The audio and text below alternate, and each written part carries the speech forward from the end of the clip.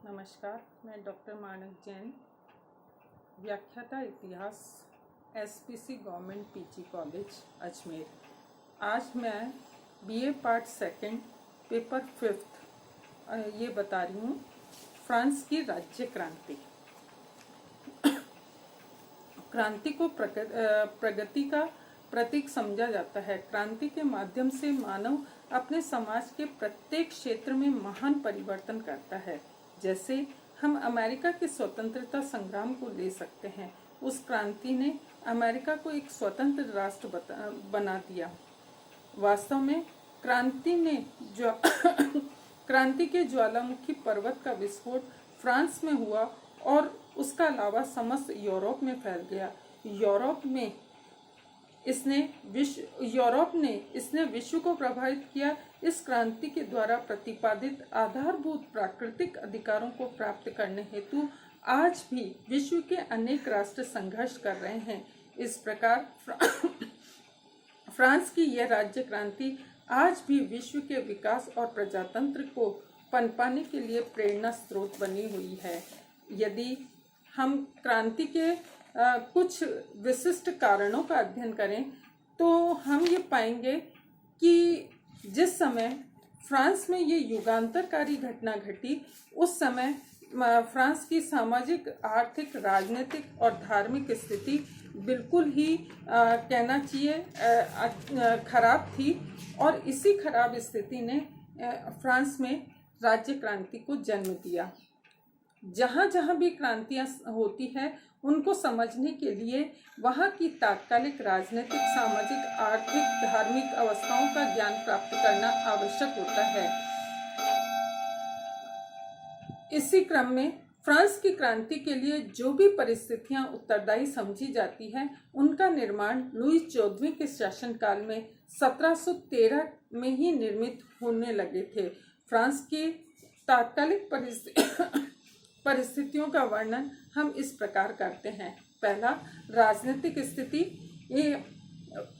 ये कहा जाता है कि यदि राजा दयालु है तो ये प्रजा का सौभाग्य है, यदि राजा अत्याचारी है तो किसी का क्या। बस जिस प्रकार ईश्वरीय आपत्तियों का सामना मनुष्य चुपचाप करता रहता है, इसी प्रकार इसे भी राजकीय प्रकोप समझकर शांत चित्त से सहन करते रहना चाहिए। क्रांति का श्री गणेश लुई 16वें के शासनकाल में हुआ और वह 1774 ईस्वी में लुई 15वें के उपरांत 20 वर्ष की आयु में गद्दी पर बैठा। उसके राज्य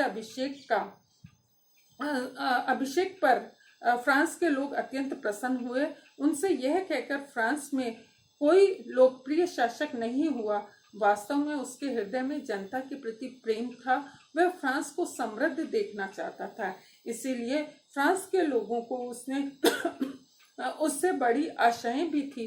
परंतु शीघ्र ही फ्रांसीसियों की यह धारणा असत्य सिद्ध हुई। वह कैथोलिक धर्म का कट्टर अनुयायी था। उसकी कट्टरता का परिणाम यह निकला कि वह अन्य धर्मों के प्रति सहिष्णु नहीं रह सका।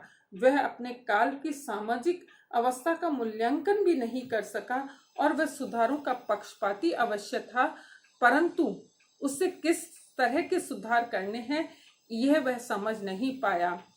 वह सामंतों का प्रबल पक्षपाती था और सामंत सरकार पर खूब पैसा व्यर्थ खर्च करते थे।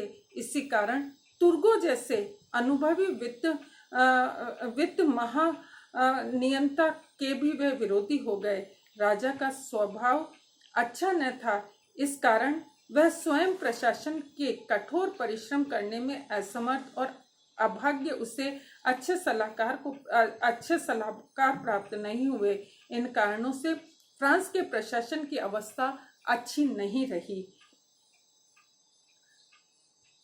न्यायालयों के ऊपर मंत्री परिषद थी जो निम्न अदालतों के निर्णय के विरुद्ध अपना निर्णय दे सकती थी।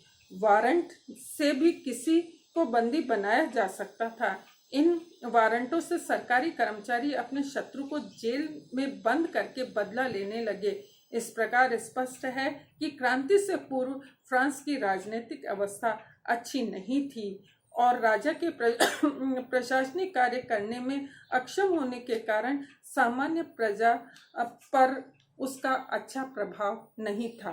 इति आज इतना ही।